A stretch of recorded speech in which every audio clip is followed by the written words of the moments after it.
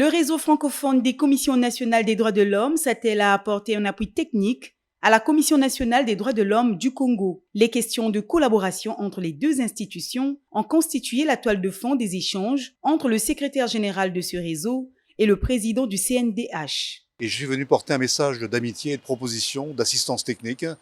avec l'idée, avec l'accord du président, d'aider la Commission à fonctionner de manière plus efficace au bénéfice des citoyens congolais et de faire en sorte que la Commission du Congo, comme ses homologues dans la région et la sous-région, puisse rejoindre le club des sous-commissions qui sont accréditées par les Nations Unies comme étant conformes aux principes de Paris. Donc c'est tout un programme d'assistance technique dont on parle avec le gouvernement bien sûr, parce que rien ne se fait sans l'autorisation du gouvernement. Et on essaie d'impliquer donc la Commission et ses partenaires dans ce travail de renouveau qui passera par différentes étapes, dont la révision de la loi, des textes constitutifs, les méthodes de travail et de fonctionnement. L'occasion a été tout indiquée pour les deux personnalités d'évoquer également l'organisation à Brazzaville sous peu des assises qui vont se focaliser sur les droits de l'homme. On a planifié ensemble l'idée d'avoir un premier séminaire